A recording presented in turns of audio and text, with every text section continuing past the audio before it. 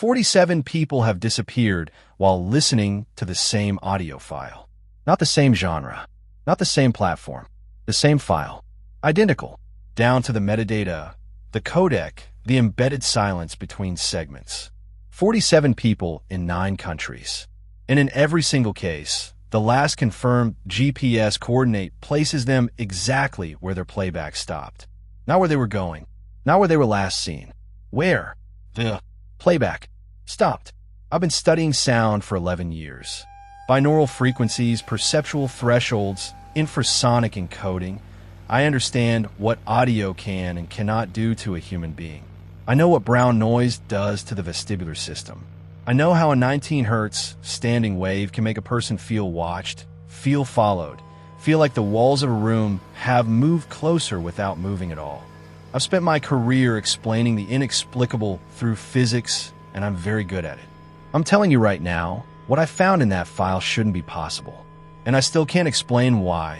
6 months later, I still won't listen to it past the 43-minute mark. Mikael Brandt launched Strandloper in March 2021.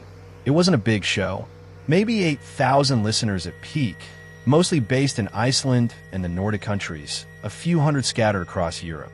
He was 34 years old, trained as an audio engineer, obsessive about production quality. His episodes ran long, 60, sometimes 80 minutes, covering liminal spaces, abandoned places, urban exploration. Things that had been left behind and quietly reclaimed by something he never named directly. He recorded on location, always.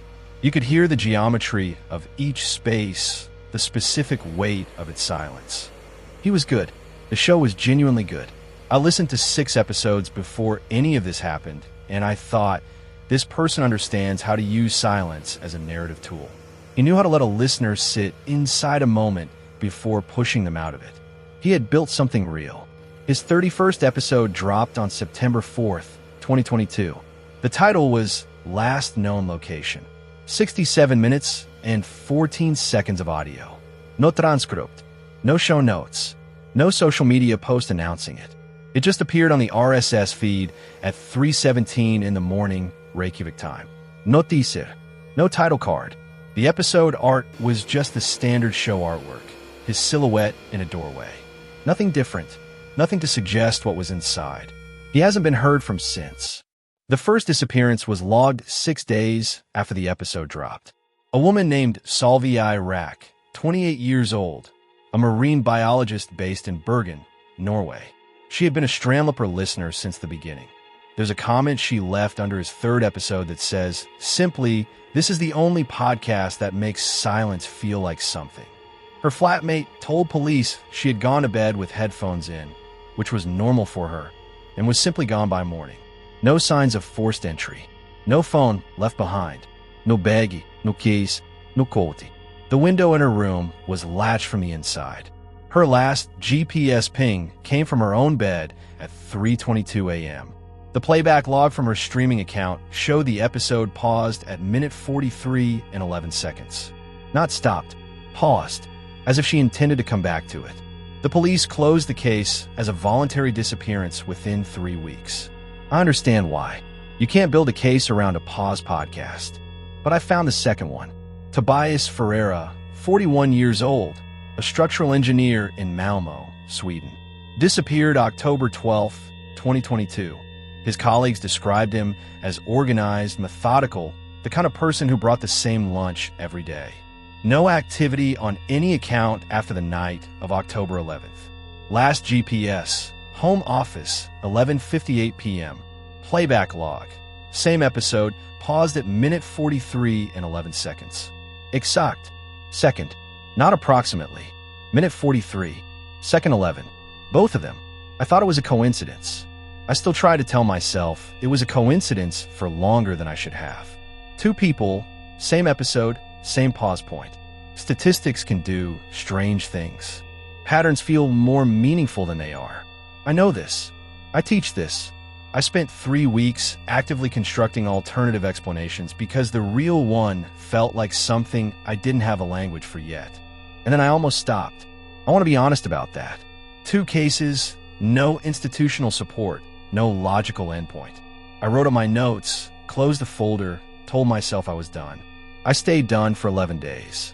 Then I found Noor Veltman, a 19-year-old student in Utrecht, reported missing in October, whose last GPS coordinate placed her sitting cross-legged on her bedroom floor, headphones on, at 43 minutes and 11 seconds into an episode she'd only discovered 4 days earlier. I opened the folder again. By December, I had found 7 cases. By February, 19. Database searches on missing persons filings, cross-referencing with streaming data, contacting families directly. 3 of them hung up. 2 asked me to stop. 1, the father of a 26-year-old who disappeared in Hamburg in November, stayed on the phone for 2 hours repeating, "I knew it wasn't random."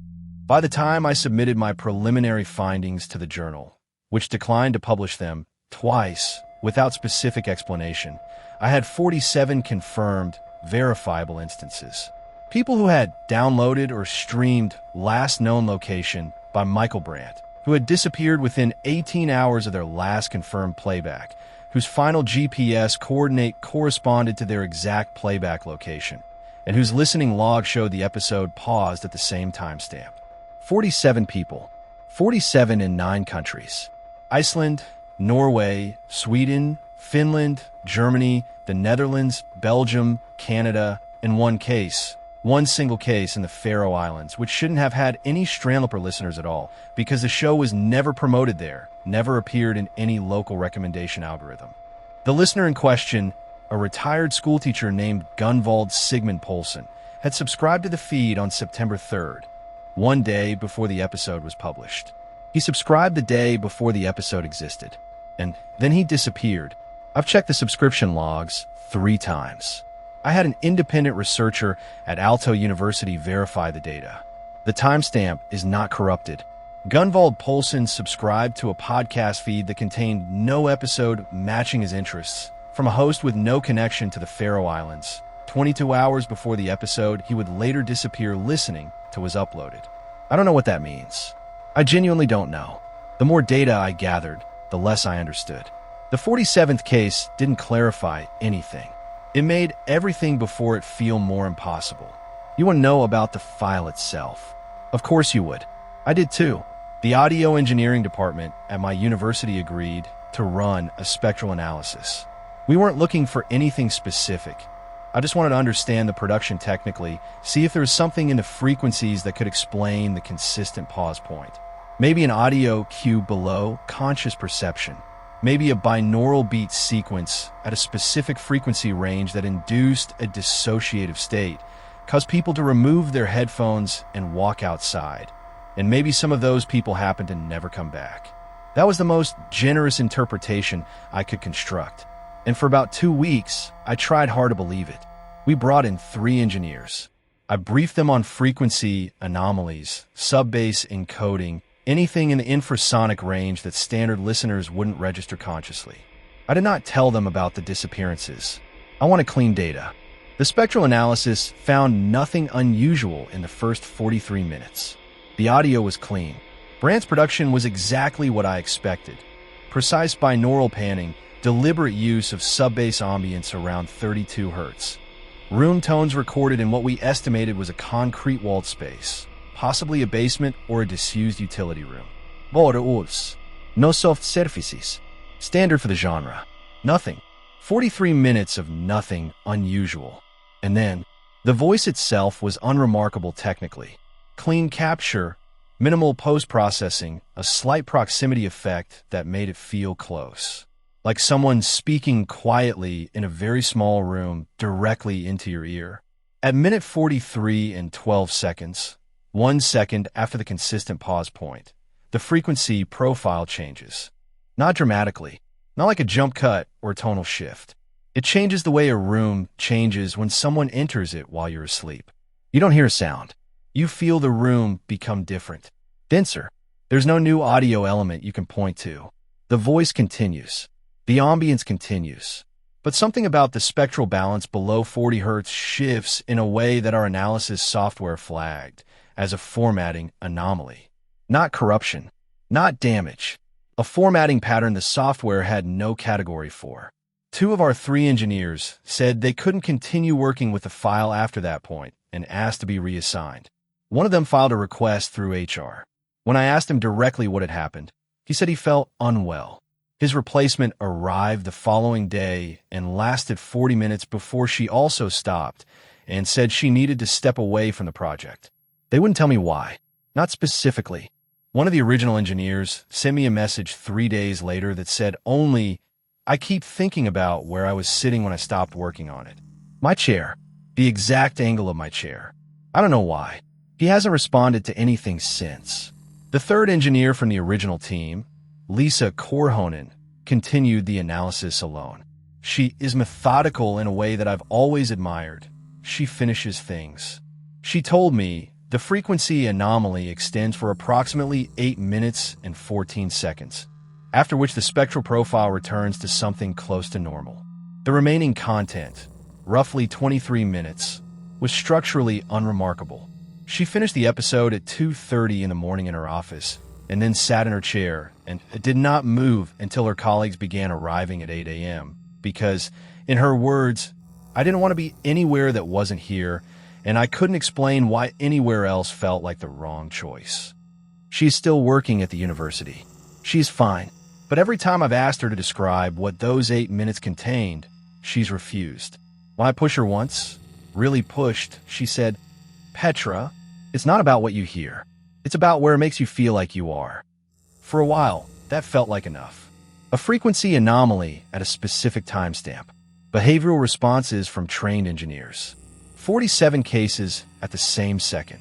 Maybe Brandt had encoded something genuinely harmful.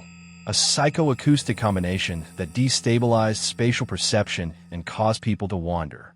Terrible, but explicable. I told myself that for about a week. Then I thought about Gunnvald Poulsen again. The man who subscribed before the episode existed. No, psychoacoustic explanation accounts for that. And once you really sit with it, you understand that you right now, are doing exactly what those 47 people did. You found this.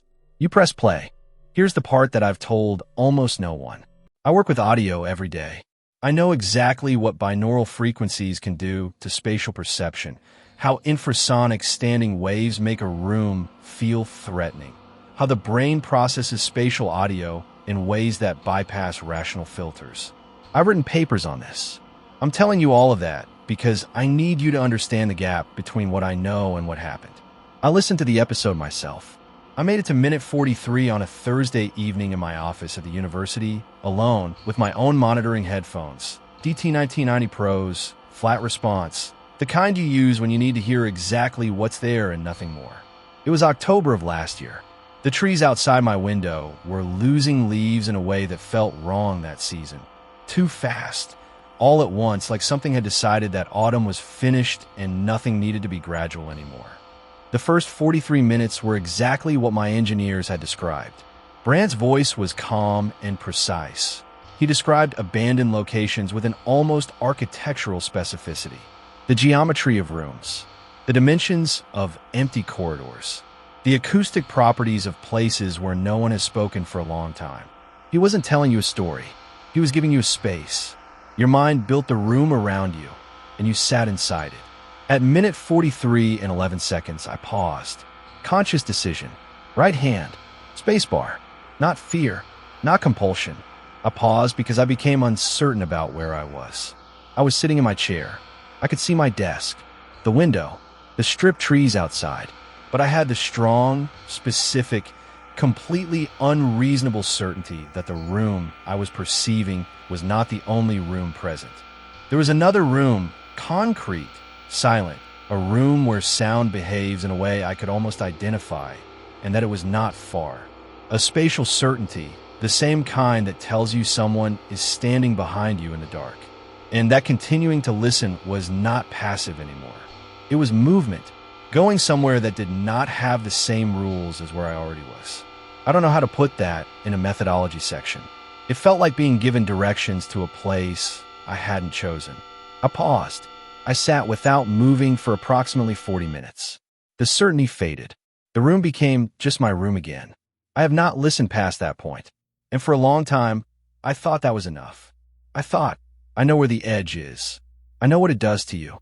A thing with a known boundary. That was the third time I thought I understood what I was dealing with. I was wrong again. But I know people who have. Liisa finished it, and I tracked down 2 other people who confirmed they completed the episode. What they told me was not consistent with each other, which is maybe the most disturbing part of all of this. The first was a graduate student in Copenhagen, 23 years old, who said the second half was entirely unremarkable. Ambient field recording, long silences, Brandt's voice occasionally reading coordinates, latitude and longitude, quietly, no context. She wrote 3 of them down. 2 fell in open ocean. The third was in an uninhabited stretch of Finnmark in northern Norway, 11 kilometers from the nearest road, 200 meters from a lake that doesn't appear on standard consumer maps. The lake has a name. It's been there a long time. Nobody goes there. The second person couldn't tell me what the second half contained. Not wouldn't, couldn't. A sound designer in Amsterdam, 31 years old. He said, I finished it. I remember pressing play again, but I can't locate what happened after that. Every time I try to access it directly, it moves. Like trying to look at something in your peripheral vision that disappears when you focus on it. He said this calmly, and then he looked slightly to his left at nothing for about 3 seconds too long. And then, quietly, I wonder if the coordinates are places you can go, or places that already have you. He didn't say anything else. I changed the subject. So maybe that's the answer. Maybe the disappeared were simply more susceptible, more spatially suggestible, and the ones who survived resisted by chance. A neurological lottery. I nearly published that version. And then I checked Noor Veltman's streaming logs again. Not just the timestamp, but the device metadata, and notice what I'd missed. Her file hadn't come from the RSS feed or any archival platform. It had been pushed directly to her device from an IP address resolving to a server in the Faroe Islands that went dark on September 6th, 2022, 3 days after Gunnvald Poulsen subscribed, 2 days after the episode dropped. The server pushed the file to her. She didn't find the podcast. The podcast found her. I don't know how many others received it that way. That's not the right question. The right question is, what was selecting them? And I don't have an answer. I have 47 names and a server that no longer exists and a file that is still online.